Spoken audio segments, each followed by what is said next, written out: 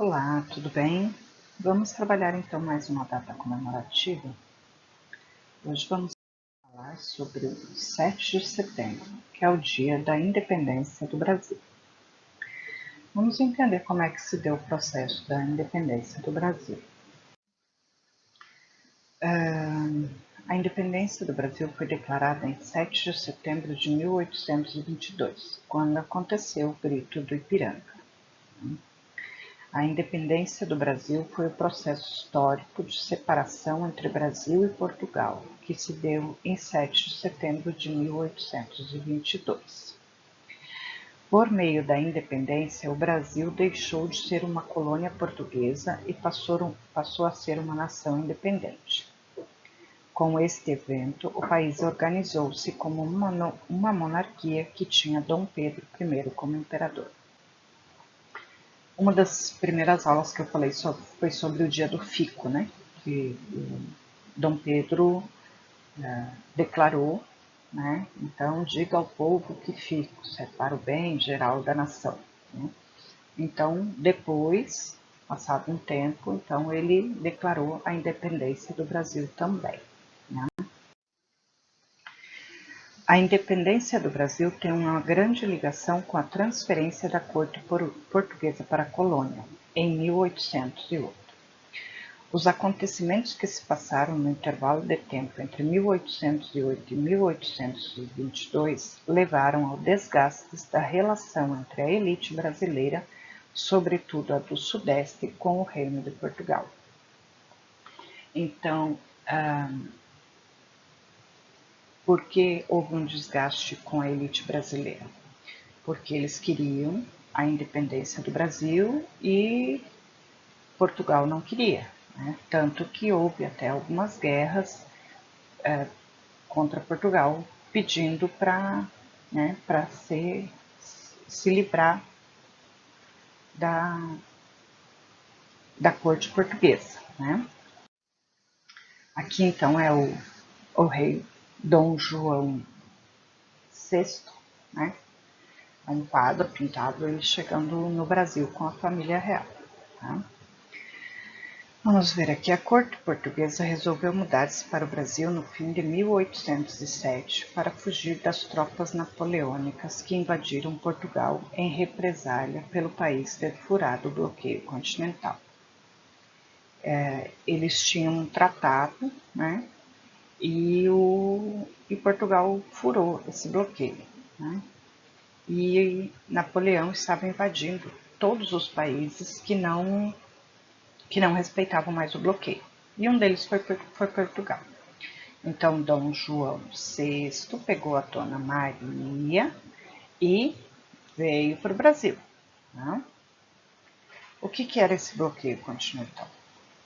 Ele foi um decreto que previa que os países da Europa poderiam manter relações comerciais com a Inglaterra. Caso alguma nação europeia desrespeitasse esse tratado, o governo francês realizaria a ocupação imediata dos territórios e assumiria o controle do Estado.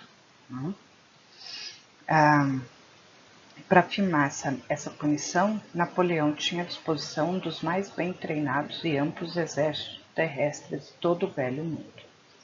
Então, se desrespeitasse o tratado, ele invadia, tomava conta, e foi o que ele fez em Portugal. Acabou invadindo lá e eles, de medo, né, cataram todo mundo e toda a elite portuguesa e tudo que tinha de bens, materiais de dinheiro, de ouro, tudo eles trouxeram para o Brasil. Né? Esse aqui, então, é o Dom João VI e a Dona Maria. Não sei se eles não estão bem pintados ou se eles eram bem feinhos assim mesmo. Dizem que Dom João era comelão, era guloso, comia muito. Então, as mudanças sensíveis aconteceram no Brasil nesse período que ficou conhecido como o período joanino, né, por causa do Dom João. Essas mudanças ocorreram no campo cultural, econômico e até mesmo político. A primeira grande repercussão na época foi a abertura dos portos do Brasil, em 1808. esse foi o fim do monopólio comercial que existia durante o período colonial. O monopólio era que só vinha, só recebia navios de Portugal, então vinha só de Portugal, né? As outras embarcações, elas eram ilegais, elas não podiam estar acessando os portos brasileiros, né? Isso era muito importante porque até então os portos brasileiros estavam abertos apenas para as embarcações portuguesas, né? Então era eles que levavam e traziam, tanto as pessoas quanto o que eles extraíam, o que eles tiravam de matéria-prima daqui, né? E levavam para Portugal. A abertura desses portos gerou a possibilidade e um leque de oportunidades econômicas que beneficiaria consideravelmente os comerciantes instalados em cidades como o Rio de Janeiro, que na época era a capital do Brasil, né? Por meio de Dom João VI, também foram tomadas medidas que permitiram a construção de universidades, teatros, bibliotecas, etc. Ele queria que as pessoas da corte dele, né, fossem pessoas estudadas, fossem intelectuais, ele queria frequentar teatros, né, por isso que ele acabou proporcionando tudo isso. Por causa disso, então, intelectuais estrangeiros acabaram vindo para o país e a circulação de conhecimento aumentou consideravelmente. Apesar disso, a situação era razoavelmente estável, com a exceção de Pernambuco, que sediou a Revolução Pernambucana em 1817. Nas relações internacionais, o Brasil posicionou-se como uma nação expansionista, uma vez que Dom João VI iniciou conflitos pelo controle da Guiana Francesa e da Cisplatina, que hoje é o atual Uruguai. A Guiana Francesa ela fica lá com a divisa do Acre, se eu não estiver enganada, acho que é lá perto, né, na divisa do Acre, lá para aqueles lados, que fica a Guiana Francesa, e a Cisplatina, que é o atual Uruguai. As mudanças no país eram inúmeras, mas os ventos do separatismo só foram soprar nele a partir de 1820. Né? A mudança status do Brasil durante o período joanino é claramente identificada por meio de uma ação realizada em 16 de dezembro de 1815. Nessa data, o país foi elevado à condição de reino e passou a não ser mais colônia portuguesa, mas sim parte do Reino de Portugal.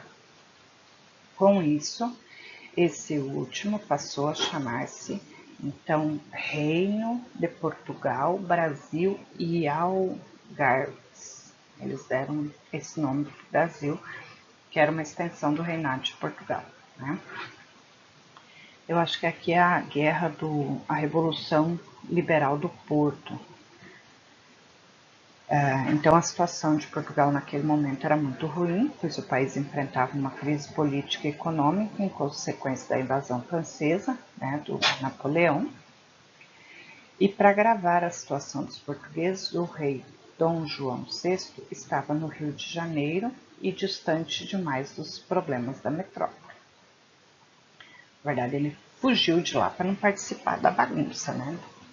Ele tinha medo de morrer. Então, a burguesia portuguesa organizou-se nas cortes, instituição política que se baseou em princípios liberais. Daí nasceu a Revolução de Porto, né, que era a Revolução de Portugal. Ela defendia a realização das reformas e a grande exigência dos liberais portugueses era que Portugal, e não o Brasil, deveria ser a sede do rei português.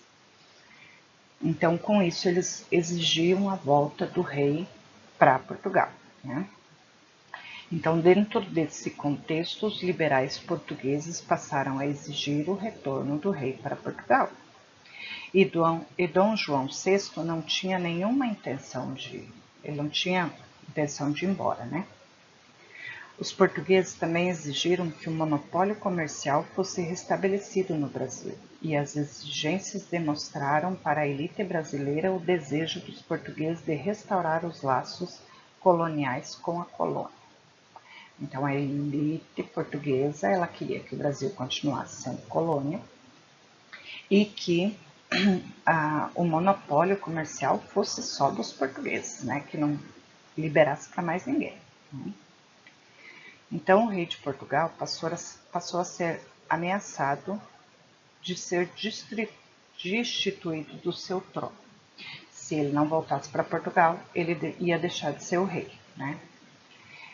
Então, sendo assim, ele acabou retornando para Portugal em 26 de abril de 1821.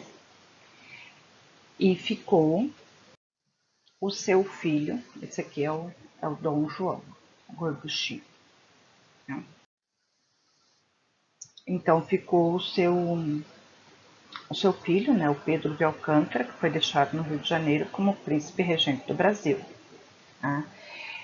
Vamos ver os principais acontecimentos da independência. A independência no Brasil aconteceu na medida em que a elite brasileira percebeu que o desejo dos portugueses era restabelecer os laços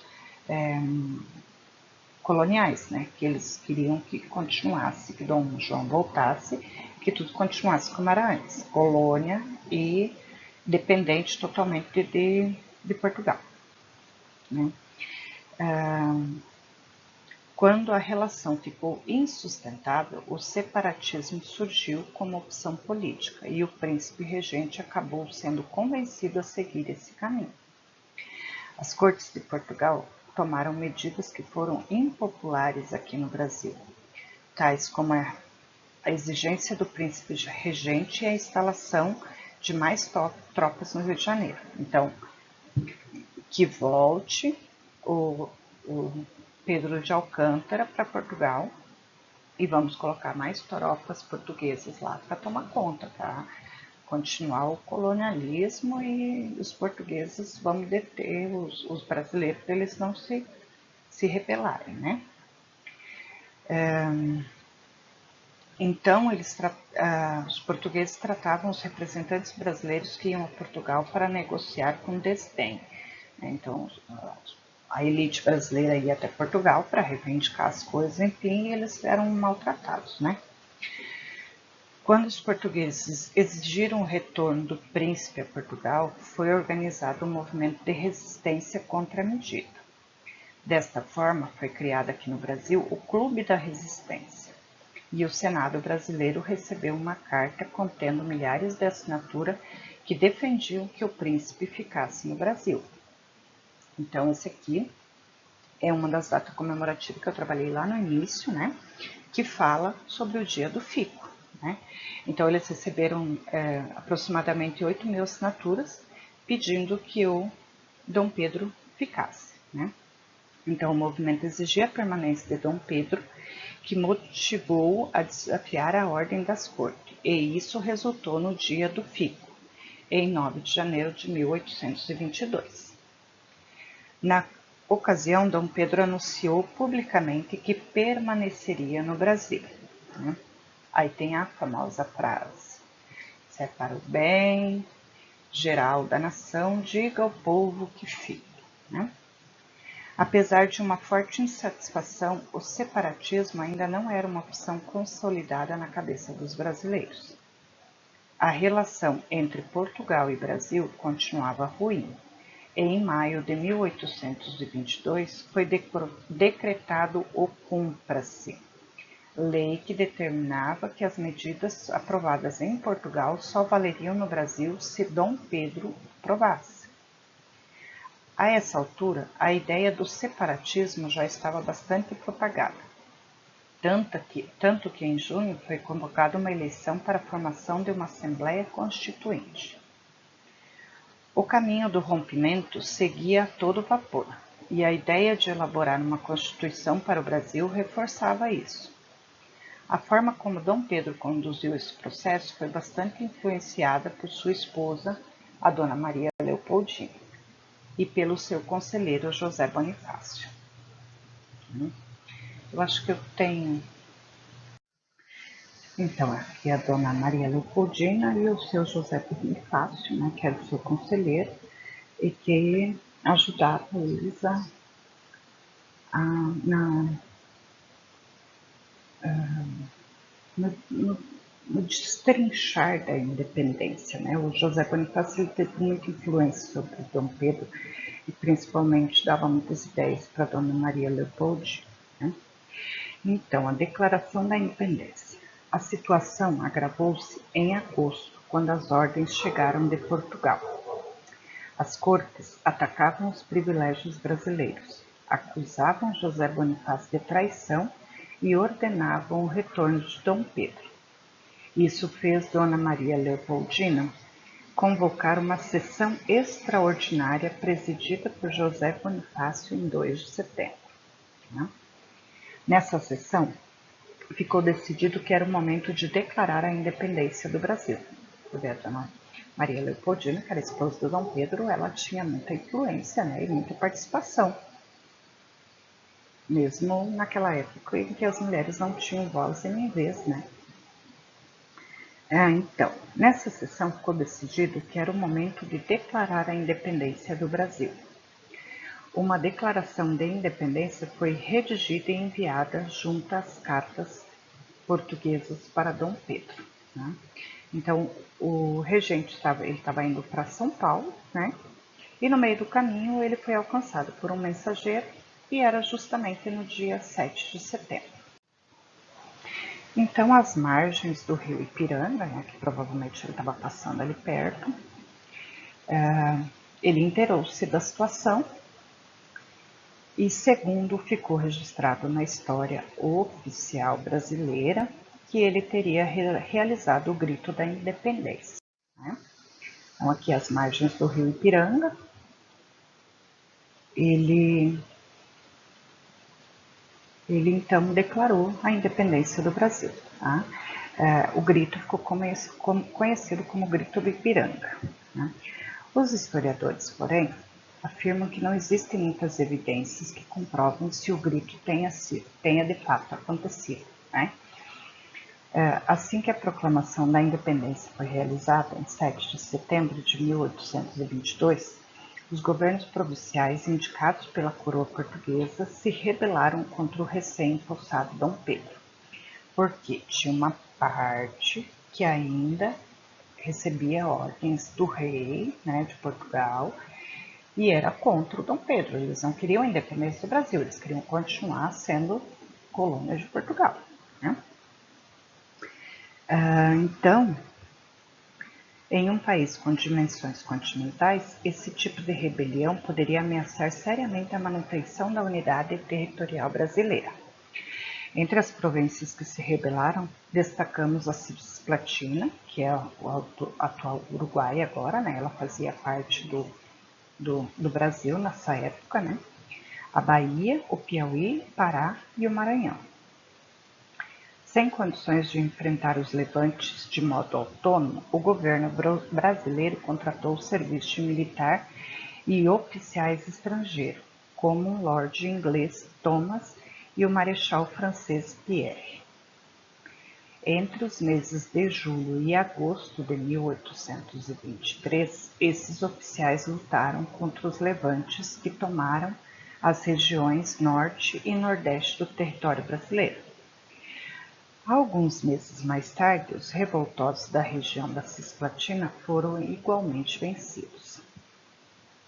Do ponto de vista político, observamos que o processo da independência brasileira não se desenvolveu por um amplo consenso da população, porque não era todo mundo que queria, né? Porque tinha ainda aqueles que tinham sido nomeados governadores de alguns estados pelo rei de Portugal. Então eles eram fiéis à coroa, né? E eles não eram unânimes na vontade de ser independente, tá?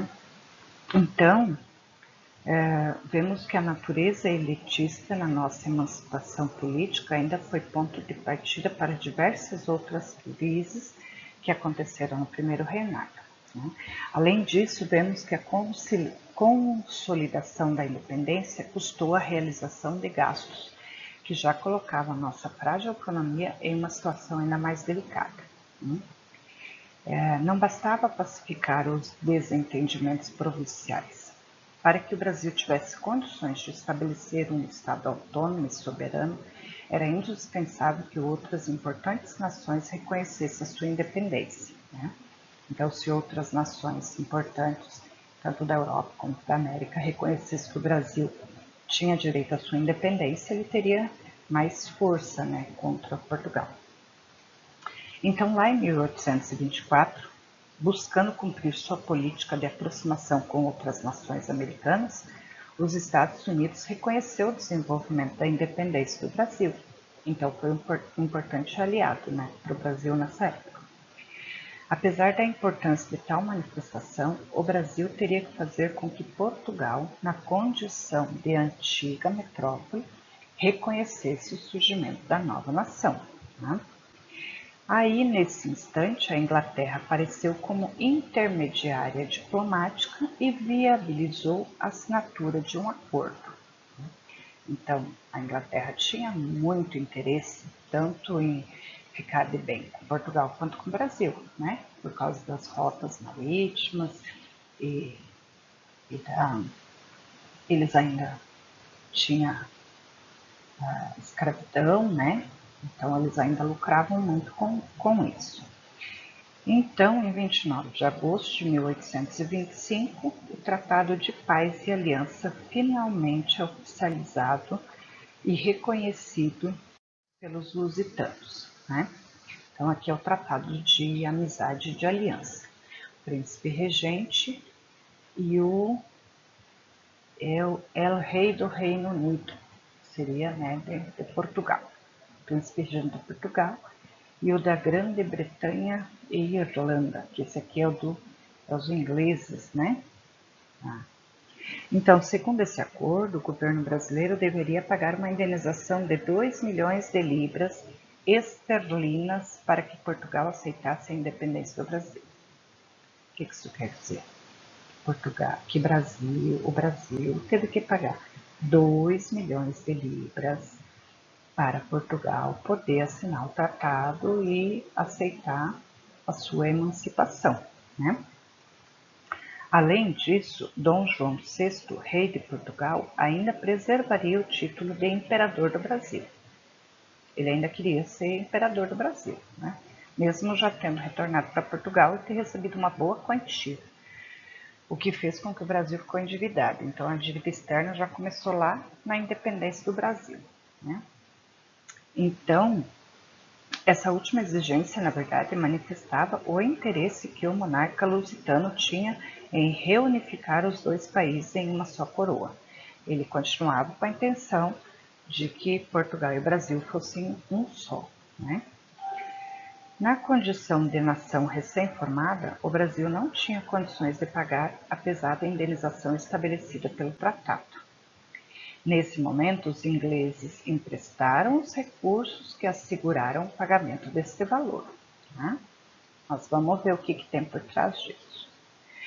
Na verdade, o dinheiro nem chegou a sair da Inglaterra, já que os portugueses tinham que pagar uma dívida equivalente aos mesmos credores. Então, o que aconteceu?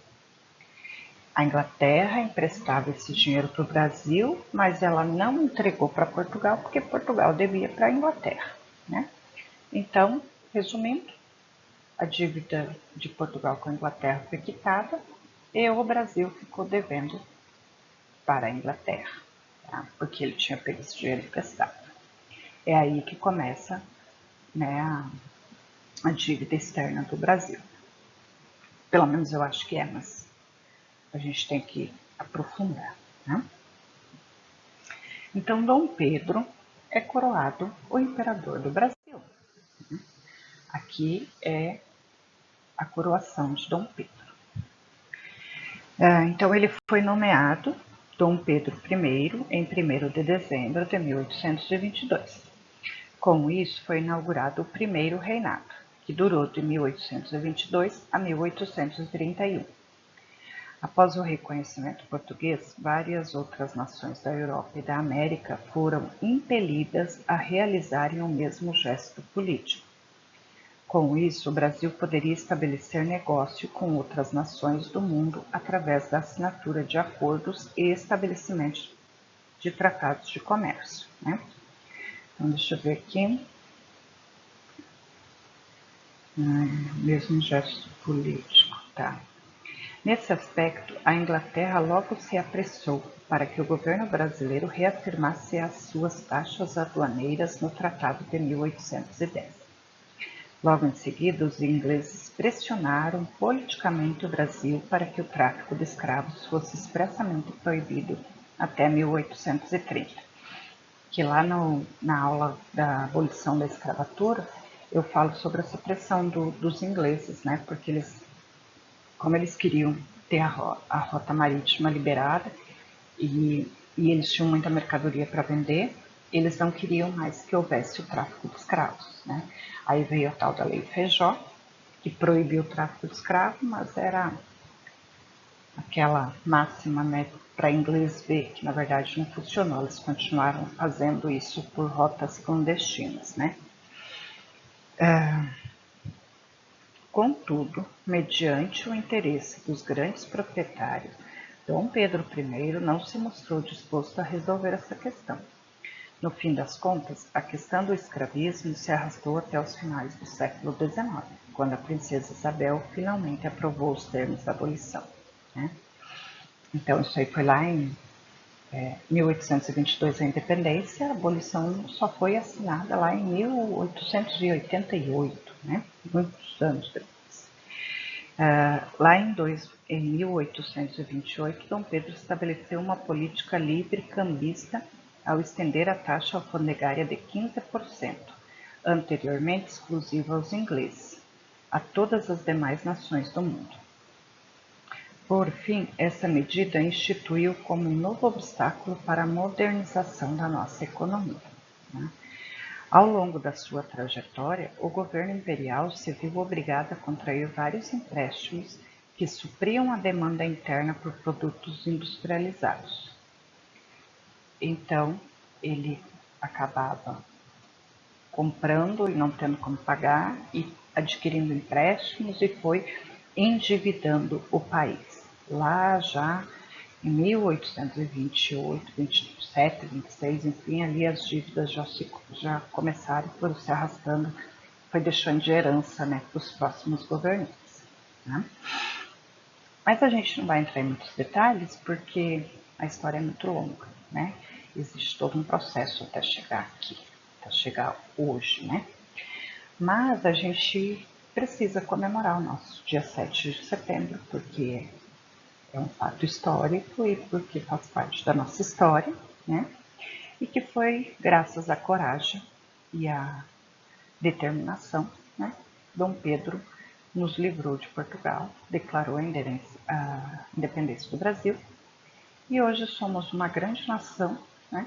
Somos reconhecidos mundialmente como uma grande nação. Então, é merecido, né? Merecido comemorar o 7 de setembro, porque a independência de um país, ela é muito importante, né? Então, por hoje é só. Até uma próxima aula.